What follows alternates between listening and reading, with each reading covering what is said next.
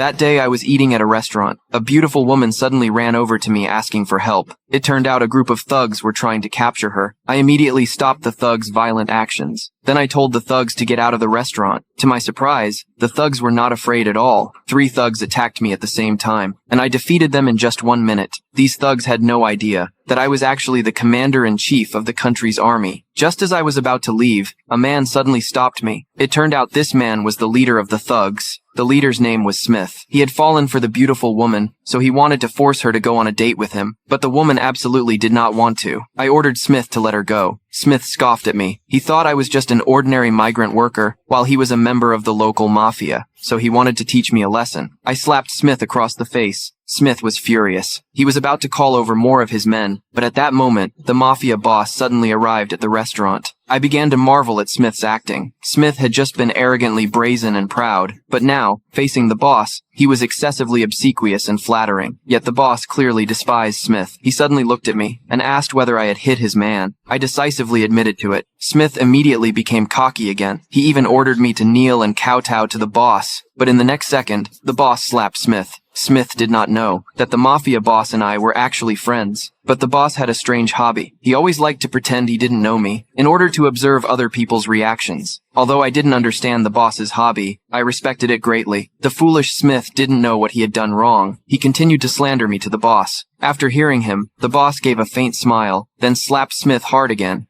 Then he formally greeted me. He finally stopped playing that childish stranger game. I teased that the boss was getting more impressive. The boss, however, said I was the most powerful. At that moment, the boss revealed my true identity. Smith looked utterly astonished. I hadn't revealed my identity at first, not only because I preferred a low-key life, but also because Smith didn't deserve to know who I was. I told the boss about Smith kidnapping the woman. The boss slapped Smith again. Smith felt deeply wronged. He hurriedly begged the boss for forgiveness, but the boss was very cold. He directly called Smith's father. It turned out Smith's father was also a subordinate of the boss. The father rushed to the restaurant in haste. He slapped Smith again. Then he humbly apologized to the boss. The boss looked at me instead. I ordered Smith to apologize to the woman and politely left the decision to the woman. The woman had no intention of forgiving Smith. The boss immediately decided to send Smith to jail. Smith was terrified. He immediately knelt and begged me for mercy. I simply gave a smug smile and reminded Smith to take care of himself in prison. Not long after, my subordinate suddenly found me. She told me some good news. My wife had finally been found. That's right. Actually, I do have a wife, but she had suddenly disappeared many years ago. Now there was finally a lead on my wife. I immediately rushed to the address my subordinate had given, so I arrived at the gate of a tycoon's villa. The villa's security guards blocked my way. I easily defeated them all.